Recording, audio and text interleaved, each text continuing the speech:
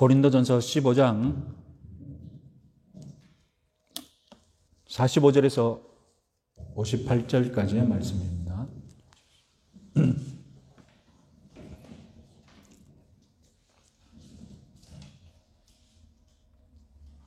45절에서 58절까지의 말씀 기록하겠습니다. 같이 읽겠습니다.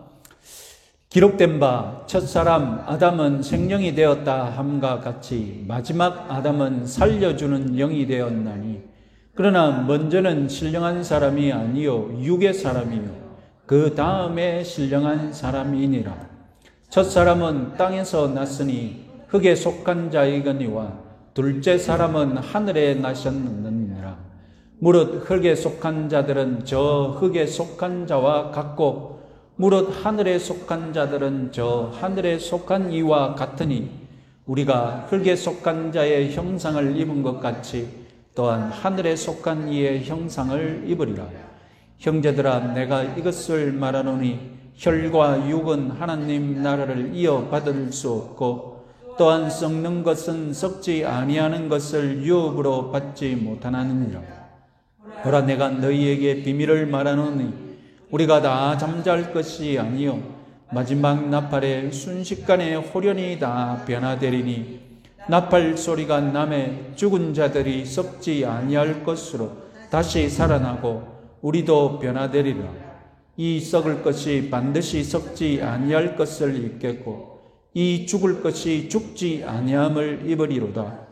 이 썩을 것이 썩지 아니함을 입고 이 죽을 것이 죽지 아니함을 입을 때에는 사망을 삼키고 이기리라고 기록된 말씀이 이루어지리라. 사망아 너의 승리가 어디 있느냐? 사망아 네가 쏘는 것이 어디 있느냐? 사망이 쏘는 것은 죄요 죄의 권능은 율법이라. 우리 주 예수 그리스도께로 말미암아 우리에게 승리를 주신 하나님께 감사하노니 그러므로 내 사랑하는 자들아 견실하며 흔들리지 말고 주여 항상 주의 일에 더욱 힘쓰는 자들이 되라. 이는 너희 수고가 주 안에서 헛되지 않은 줄 알미니라. 아멘. 부활에 관한 두 가지 질문이 지난주에 제시되었습니다. 첫째 질문은 무엇입니까? 부활은 어떤 방법으로 일어나는가?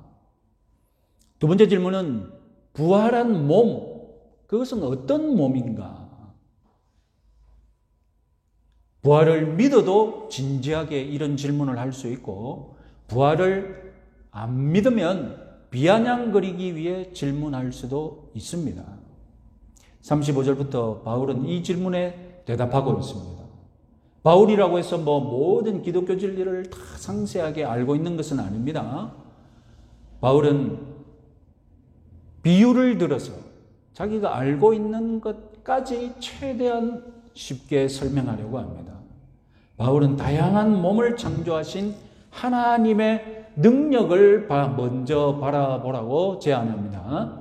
그래서 창세기 1장에서 하나님이 창조하신 다양한 몸의 형태, 새는 하늘에 맡긴 몸을 가지고 있고 물고기는 바다에서 사는데 맞는 몸을 가지고 있고 그리고 하늘의 별과 해와 달도 어떻게 보면 몸을 가지고 있는 존재라고 친다면 그들의 몸도 다 다르다는 겁니다.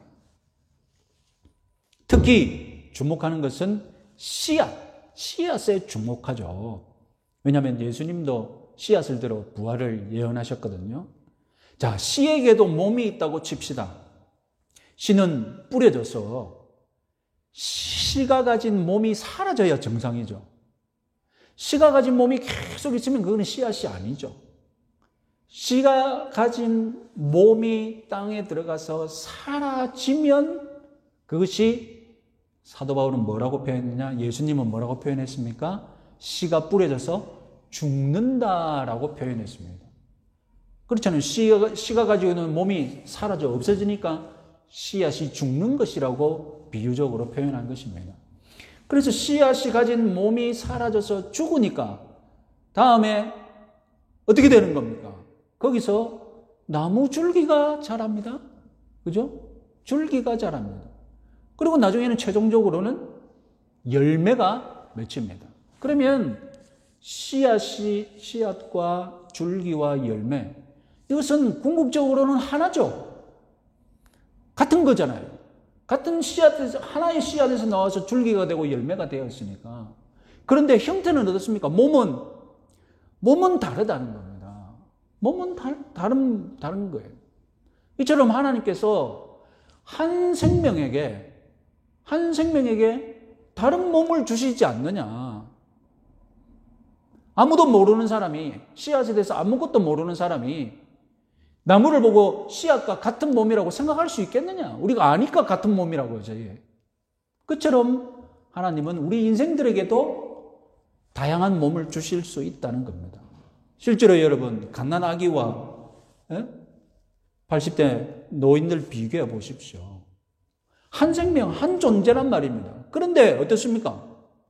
갓난 아기 때하고 몸이 다르잖아요. 같은 몸인데도 그 형태가 다른 거예요. 부활의 몸도 마찬가지다라고, 부활의 몸도 그렇게 생각하라는 것입니다. 하나님께서 미래의 새하늘과 새 땅에 적합한 몸을 주실 것이다. 그래서 몸이 어떻게 되냐 고민할 필요가 없는 거예요. 그 몸이 어떠냐, 어떤 몸이냐, 어떻게 부활이 일어나냐, 그렇게 고민하기보다는 하나님의 능력을 먼저 믿으면 그렇게 큰 고민거리가 안 된다라는 것입니다. 자, 이것이 지난 시간에 바울의 설명이었다면, 그러면서 바울은 마지막에 육의 몸 그리고 영의 몸이라는 비교를 했죠. 표를 한번 보시면 우리 성경은 육의 몸이라고 번역을 했는데, 영어 성경은 자연적인 몸, 우리가 태어나면서 갖는 몸, 그것을 얘기합니다.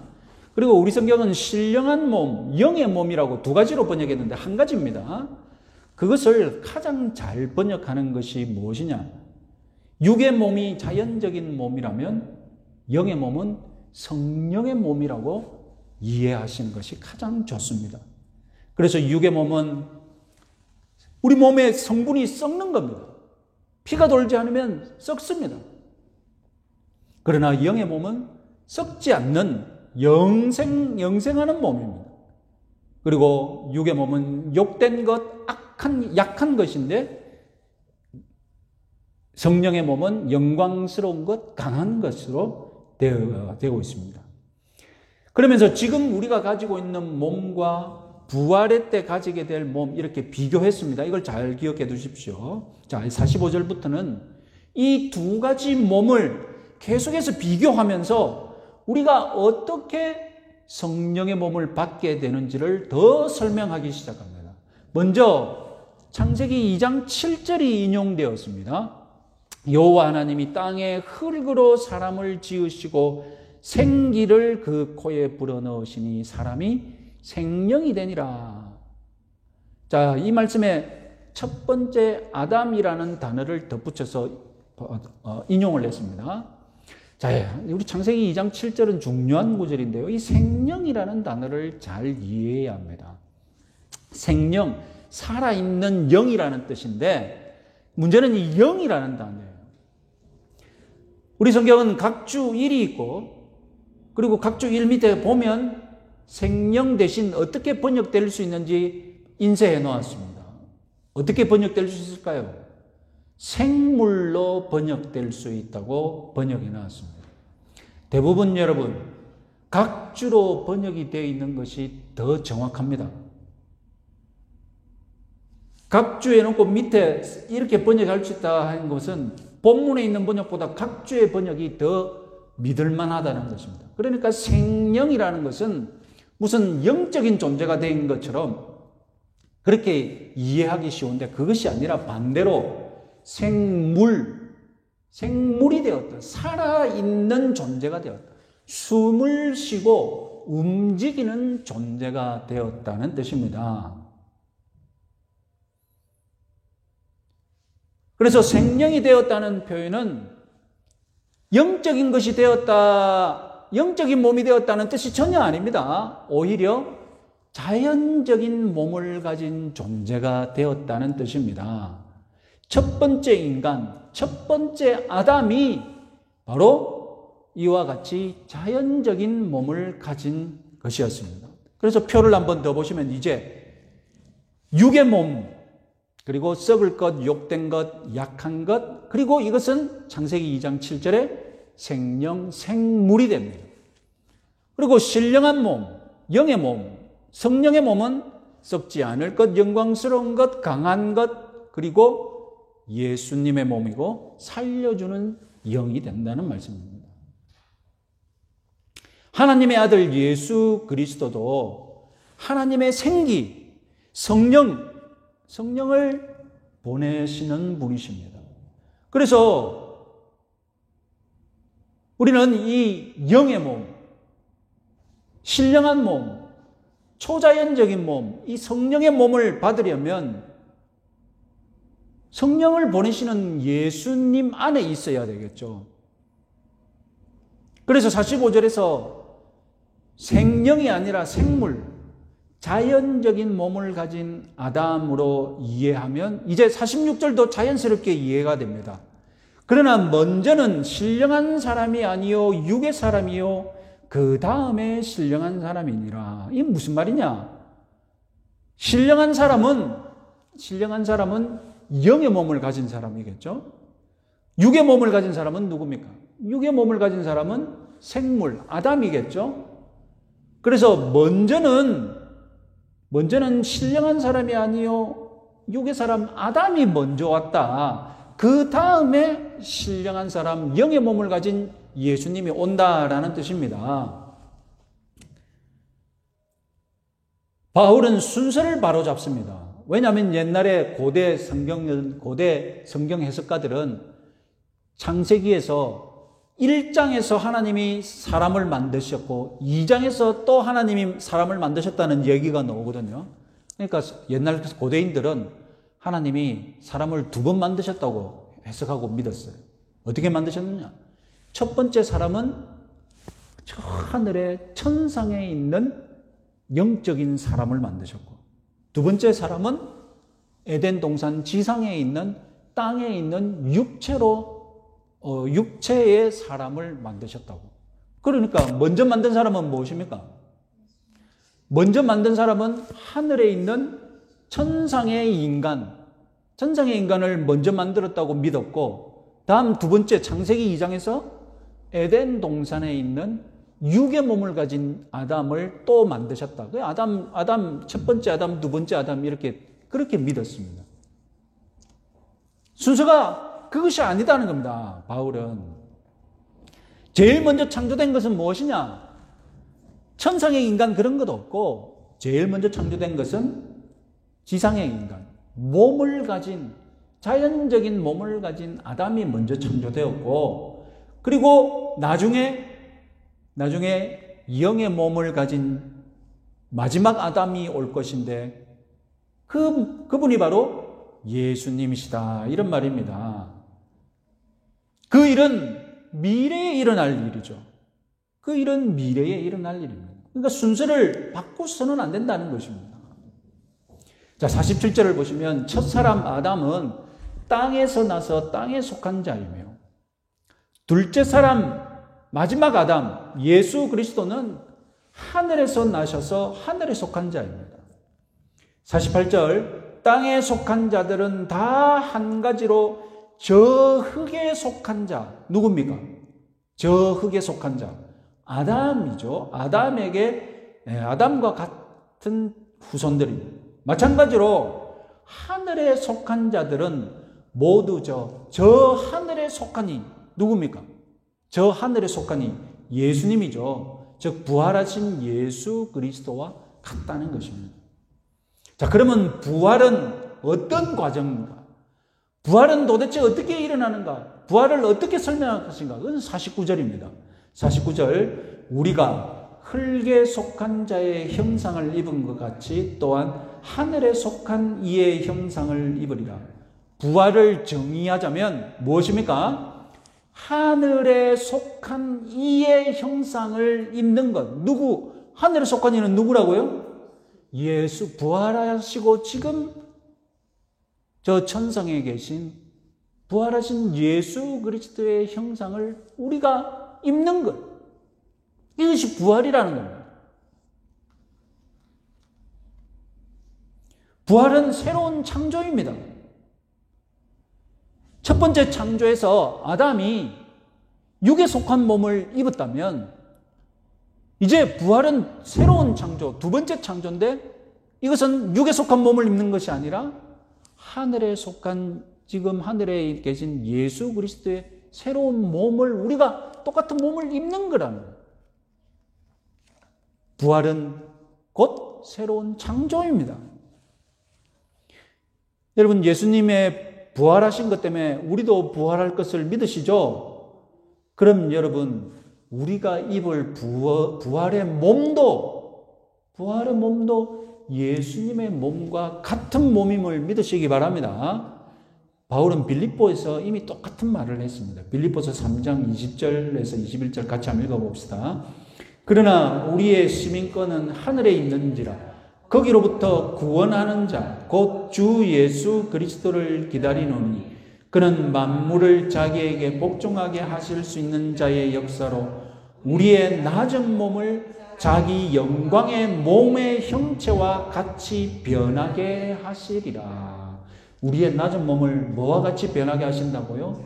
자기 영광의 몸의 형체와 같게 변화시켜 주신다는 것 아닙니까? 이게 부활이라니까요. 부활은 죽은 상태에서 일어나는 것도 부활이지만 그거 말고 또 다른 설명이 뭐냐고요? 부활은 또 다른 설명을 하자면 뭐라고요? 네, 새로운 창조. 예수님의 형상을 내가 입는 것. 우리의 영혼이 거듭난 것도 그리스도 안에서이듯이 우리의 몸이 새로워지는 것도 누구 안에서? 그리스도 안에서. 그리스도의 형상을 그대로 우리가 입는 것입니다. 그 몸이 구체적으로 어떤 상태일까? 예수 그리스도의 몸이라는 것이 도대체 어떤 상태이길래 영의 몸, 성령의 몸이라고 했을까? 아마 우리가 지상에서 경험할 수 없는 성령 충만의 최고치가 그 몸의 상태일 겁니다. 항상 성령이 충만한 상태이고, 그래서 항상 성령에 대해 완전하게 열려있는 상태. 그래서 그 몸을 영의 몸, 성령의 몸이라고 말하는 것일 수도 있습니다. 자, 이렇게 해서 바울은 부활의 몸이 도대체 어떤 몸인지 묻는 질문에 답을 냈습니다.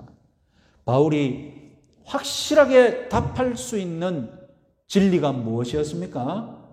부활은 부활하신 그리스도의 몸과 같은 몸을 입는 과정이 부활이다.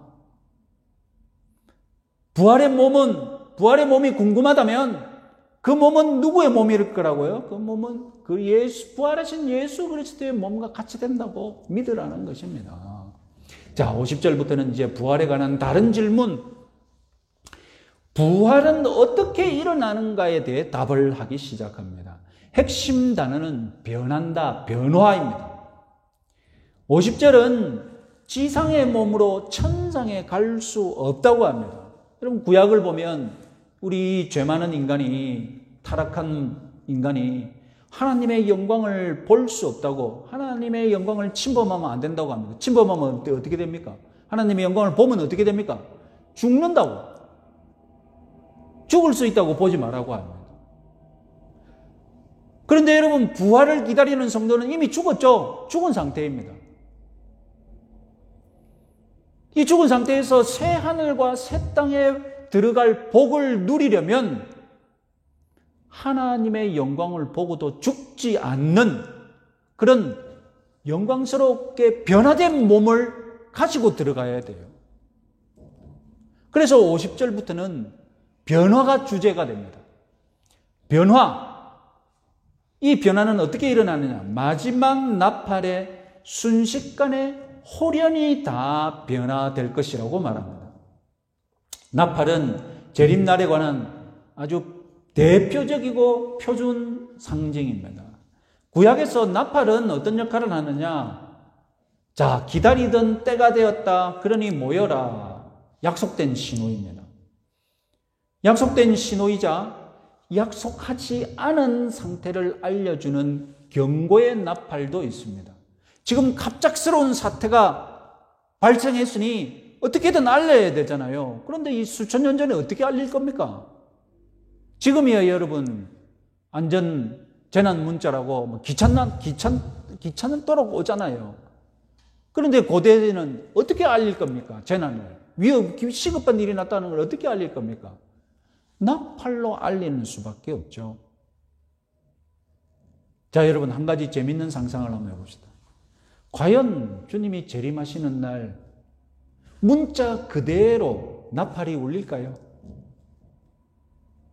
이 나팔은 영어로 트럼펫으로 번역이 되는데 주님이 재림하시는 그날 정말로 재림의 트럼펫이 문자 그대로 울릴까요? 아니면 그때 당시 재림할 그 시기 문명 수준에 맞게 다른 방식으로 지금 우리처럼 문자로 알리듯이 또 다른 방식으로 재림을 알릴 거예요. 저도 살아서 직접 확인해 봤으면 좋겠습니다. 주님의 재림을 문자로 받을 것인가 아니면 성경이 예언한 대로 트럼펫이 진짜 울릴 것인가 눈으로 확인해 보고 싶어요. 그래서 내가 믿는 것이 맞나 안 맞나? 제가 뭘 믿는지 아십니까? 안 가르쳐 줍니다. 자, 여러분 또 변화의 또 다른 특징은 순식간에 호련이 된다는 것입니다. 이 헬라의 문자적인 뜻, 가장 적은 시간에 눈 깜빡할 새, 그렇게 번역이 될 수 있습니다. 자, 전지전능하신 하나님께서 우리에게 새 하늘과 새 땅에 적합한 몸을 예수 그리스도의 형상과 같은 몸을 주실 거라고 하셨습니다. 그 전지전능하신 하나님이시라면 그 몸을 만드는데 몇 시간씩 며칠을 걸려서 막 깎고 다시 만들고 잘못 만들어서 집어 던지고 그러시면 안 되잖아요. 전지전능하신 하나님이시라면 우리가 믿는 전지전능한 하나님이시라면 우리에게 새 몸을 주는 과정도 어떻게 되겠습니까? 새 몸을 주는 과정도 호련히 순식간에 그래야 하나님답죠. 그래야 하나님답잖아요. 새 몸을 줬더니 어이구 잘못됐네. 다시 가가지고 바꿔 입으라 하고 그런 총극이 벌어지면 안 되잖아요. 우리 몸이 예수 그리스도를 닮은 새 몸을 입는 순간이 순식간에 벌어질 것을 믿으시기 바랍니다. 자, 바울은 지금까지 죽은 자들의 변화에 대해서 말해왔습니다. 이제 부활에 관한 마지막 질문이 남아있는데요. 주님이 재림하실 때 살아있는 자들은 어떻게 되며 이들은 어떻게 변화되느냐 새로운 질문이 생깁니다. 그렇잖아요. 모든 사람이 다 죽어야 주님이 재림하시는 건 아니지 않나요? 우리가 누군가 살아있을 때 예수님이 재림할 수 있거든요. 산자의 예수님 재림할 당시 산자의 변화는 어떻게 되느냐? 간단합니다. 죽은 자처럼 똑같이 순식간에 변화될 것이다. 차이는 죽음을 경험하지 않는다는 것뿐입니다. 주님이 재림하실 때 살아있는 자들은 죽음의 과정 없이 곧바로 변화된다는 것입니다. 51절을 보시면 우리가 다 잠잘 것이 아니오. 이것은 무슨 말입니까? 부활의 때에 모든 성도들이 다 무덤에 묻혀 있지 않을 것이라는 뜻이죠. 누군가는 살아있다는 뜻이죠. 52절 나팔 소리가 나매 죽은 자들이 썩지 아니할 것으로 다시 살아나고 죽은 자들 그리고 우리도 여기서 우리는 누굽니까? 살아있는 자. 우리는 사도 바울이 자신을 포함시키는 거잖아요. 우리도 변화되리라. 변화는 죽은 자들뿐만 아니라 살아있는 자들에게도 일어난다. 자, 이미 데살로니가전서 4장 15절에서 17절에서 바울은 이 진리를 말한 바가 있습니다. 한번 같이 한번 읽어보겠습니다. 주께서 강림하실 때까지 우리 살아남아 있는 자도 잔자보다 결코 앞서지 못하리라. 주께서 호령과 천사장의 소리와 하나님의 나팔 소리로 친히 하늘로부터 강림하시리니 그리스도 안에서 죽은 자들이 먼저 일어나고 그 후에 우리 살아남은 자들도 그들과 함께 구름 속으로 끌려올려 공중에서 주를 영접하게 하시리니 그리하여 우리가 항상 주와 함께 있으리라. 꼭 죽어야만 부활되는 것이 아니라는 것입니다. 꼭 죽어야만 새 몸을 입는 것이 아니라는 겁니다. 살아있는 상태도 부활의 몸을 입을 것을 믿으시기 바랍니다. 자, 53절, 이미 죽은 성도든 아직 살아있는 성도든 모두가 썩을 것에서 썩지 않을 것으로 변화되고 죽을 것에서 죽지 않을 것으로 변화될 것을 믿으시기 바랍니다. 54절을 보십시오. 부활은 곧 변화입니다. 부활은 곧 변화의 때입니다. 이 때에 일어날 변화에 대해 마지막으로 알아야 할 것이 무엇이냐?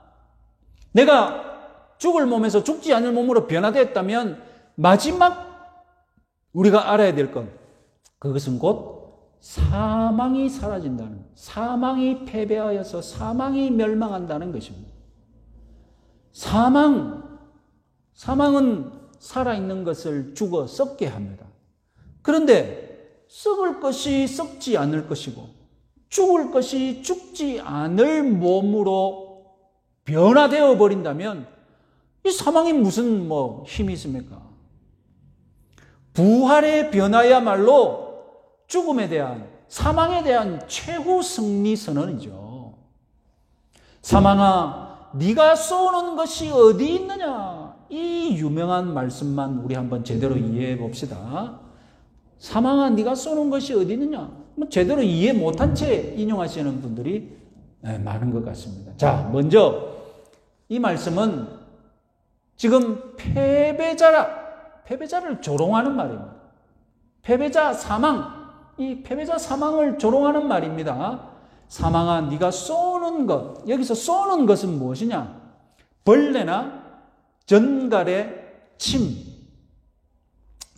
있죠, 그죠? 특히 여러분 광야에서 만날 수 있는 독전갈, 그 꼬리에 있는 침 딱 쏘이면 어떻게 됩니까? 맹독이 들어서 죽어버리고 맙니다.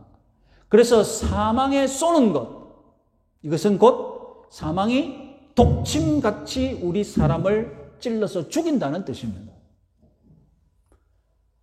우리의 인생은 살아있지만 영적으로는 이미 사망의 독침에 찔려 있는 상태입니다. 독이 조금씩 퍼져가고 있습니다. 그래서 우리 인생은 반드시 어떻게 됩니까?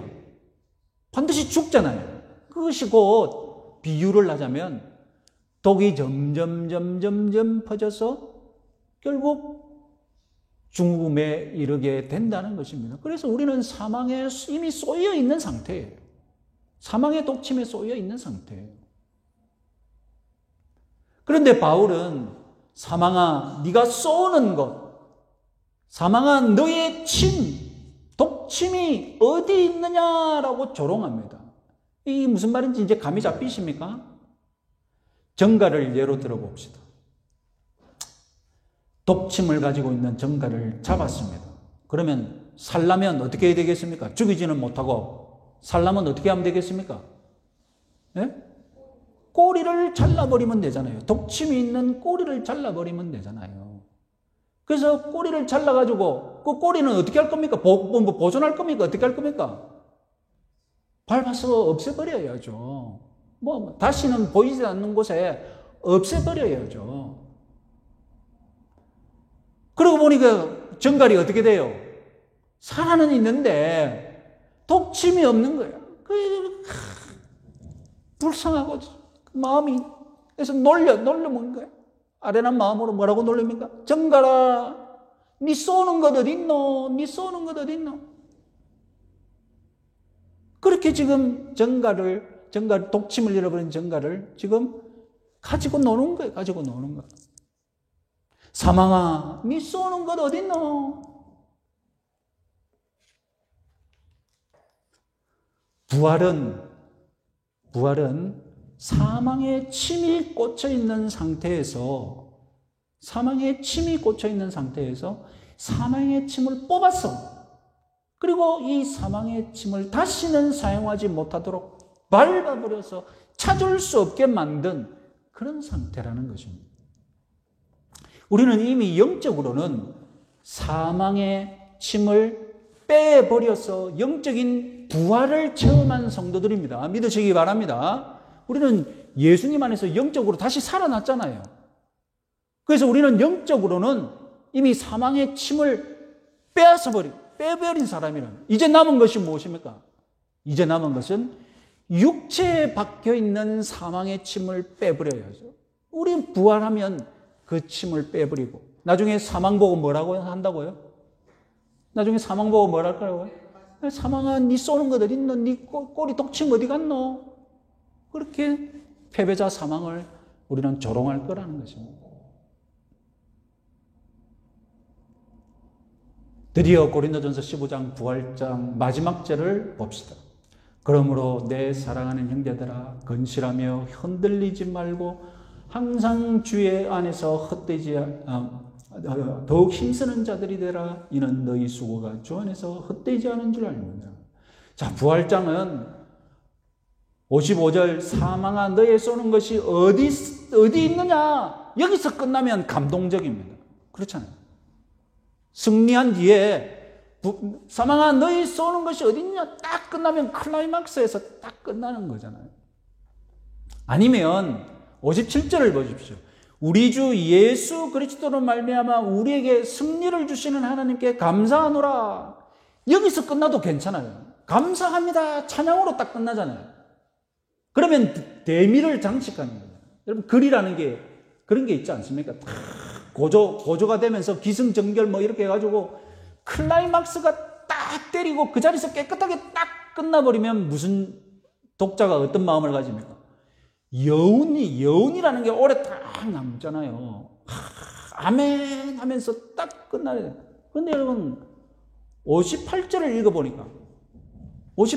읽어보니까 이 무슨 역할을 합니까? 지금 절정에 있는 상태를 58절은 절정에 있지 말고 좀 내려와가지고 이제 흥분하지 말고 일상에서 평범하게 잘 살아야 된다고 절정에 있는 상태를 끌어내려가지고 잠잠케 하는 역할을 하고 있어. 차분하게 정리정돈하는 역할을 하고 있다는 겁니다. 이 글을 이렇게 쓰면 안 되죠. 딱 끊어요. 절정에서 딱 끊고 여운을 팍 줘야 되는데 사도 바울은 58절을 씀으로써 절정에 있는 우리를 땅에 내려와가지고 너희들 정리정돈 좀 해라. 이제 정리정돈 해야 돼. 왜 그러냐면 부활신앙을 가지고 산다는 것이 절정에 있으면서도 찬양을 하면서도 내가 이 땅에 살 때는 어떻게 해야 된다는 거예요. 이 땅에 살 때는 정리정돈이 되는 차분하게 살아가야 하기 때문이에요. 왜 그렇습니까? 여러분, 사망아 너의 쏘는 것이 어디 있느냐? 우리가 즐겨 부를 그때가 언제 오겠습니까 도대체? 언제 오겠어요? 언제? 내 살아생전에 그날을 볼 수 있을까요? 예수님이 재림하시고 나는 예수님 부활하신 몸을 입는데 얼마나 기분 좋습니까? 그런데 그날이 언제 올까요? 내일 되면 누가 죽어? 그리고 이틀이 지나면 또 누가 죽어? 도대체 나는 살아생전에 그날을 볼 수 있을까요? 정상에 올라갔는데, 클라이막스에 올라갔는데 이 클라이막스에 마냥 있을 수 없다는 거예요. 오늘 우리가 살아가야 할 부활신앙은 무엇입니까?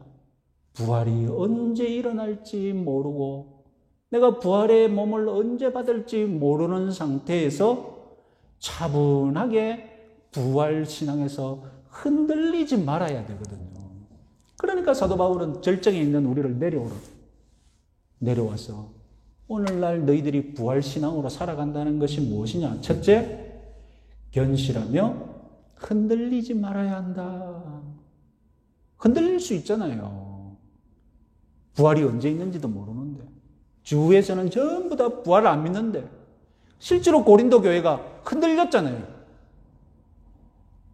그래서 지금 부활장이 쓰인 것 아닙니까?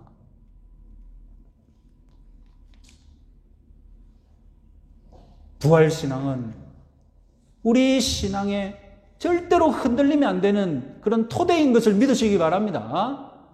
우리는 이 부활의 토대 위에서 견고하게 있어야 합니다. 죽을 때까지.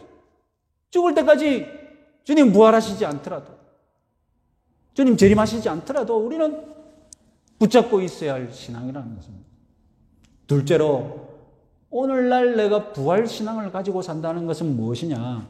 항상 주의 일에 더욱 힘쓰는 자들이 되어야 한다는 것입니다. 부활만 기다린다고 어디 몰려가가지고 재림만 기다린다고 그게 부활신앙이 아니라는 거예요. 오늘 나에게 주어진 주의 일, 오늘 내가 일상에서 주님이 기뻐하시는 주의 일을 찾아서 더욱 힘쓰는 자들이 되어야 합니다. 여러분, 기독교 신자들 중에서 승리 좋아하는 사람들이 있어요. 우리는 승리 다 했다. 예수 이름으로 뭐든지 승리할 것이다. 이렇게 승리를 좋아하는 승리주의자들이 원하는 것이 무엇입니까? 승리를 하면 무엇이 생깁니까? 승리를 하면 떡이 생기거든요. 떡고물이 생겨요. 패배하면 다 잃지만 승리하면 떡을 얻거든요. 그러니까 승리를 좋아하고 승리를 외치는 승리주의자들이 사실상 원하는 것이 무엇이겠습니까? 승리의 떡고물, 승리의 영광을 탐하는 자들이에요.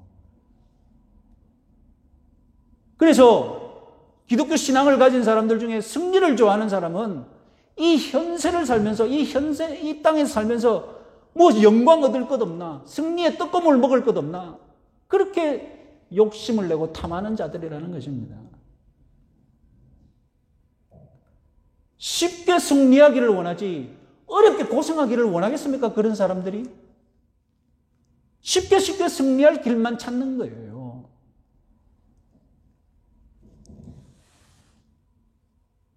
수고를 절대 안 합니다. 수고하지 않고 승리할 길만 찾아다니는 사람들이 있어요. 그리고 요행을 바래서라도 승리하겠다는 거예요. 그런 신앙생활을 하면 안 됩니다.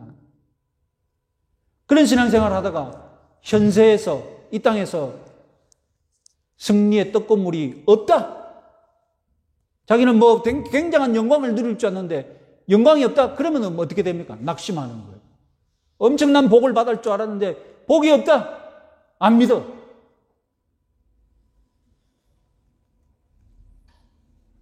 항상 주의 일에 더욱 힘쓰는 자들이 되어야 하는 줄 믿으시기 바랍니다. 마지막으로 우리들의 수고가 주 안에서 헛되지 않은 줄 알아야 합니다. 진정으로 부활을 믿는 성도는 내 수고가 절대로 헛되지 않을 것을 믿는 성도인 줄 믿으시기 바랍니다. 남들이 뭐라고 해도 그냥 나는 하는 거예요. 왜? 내 수고가 헛되지 않거든요. 내 수고가. 남들이 꼭 다 해야 우르르 같이 하자. 그럼 그게 회비지, 회비. 그렇잖아요. 회비는 다 하는 거잖아요. 다 내야 하는 거잖아요. 그런 헌신하지 마시라고요. 그건 회비지 헌신이 아니에요. 수고는 뭡니까? 수고는. 네? 수고는 뭐예요? 남들보다 더 하는 게 수고죠. 남들 안 하는 게 하는 게 수고죠. 남들 다 하는 거 하는 거는 수고가 아니고 나는 회비 낸 거예요. 회비 같은 회비 내는 신앙생활 하지 마시라고요. 수고하는 신앙생활 하십시오. 수고하고 감추는 거예요. 그래서 주님과 내 사이에만 비밀이 하나씩 사람들은 궁금하지. 도대체 일을 누가 했노? 그럼 나 혼자 속으로 즐거워하는 거예요. 주님, 내가 주님을 위해서 한 수고, 주님과 나 사이에 비밀만 있는 거예요. 여러분, 그런 재미, 그런 수고, 그런 헌신 재미있지 않겠습니까?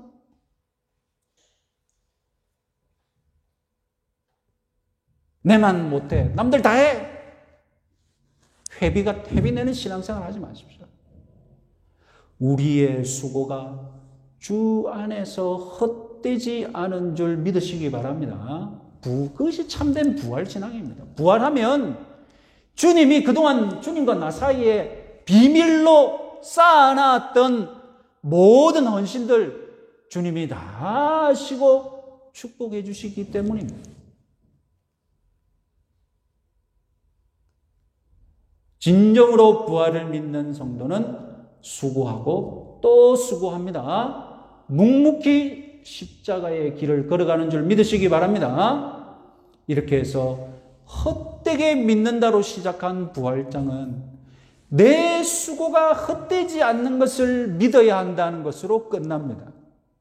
부활장을 간단하게 요약해 봅시다. 부활장을 간단하게 요약하면 부활이 없으면 현재의 내 신앙과 수고 어떻게 된다고요? 헛같네. 그러나 부활이 있으니 내 신앙과 수고는 어떻게 된다고요? 절대로 헛되지 되지 않고 다 적금 쌓듯이 다 쌓인다는 거예요. 그러니 견실하고 흔들리지 말고 항상 주의 일에 더욱 힘쓰시는 여러분들 되시기 바랍니다. 우리 10분간 자유롭게 기도 시간 갖도록 하겠습니다.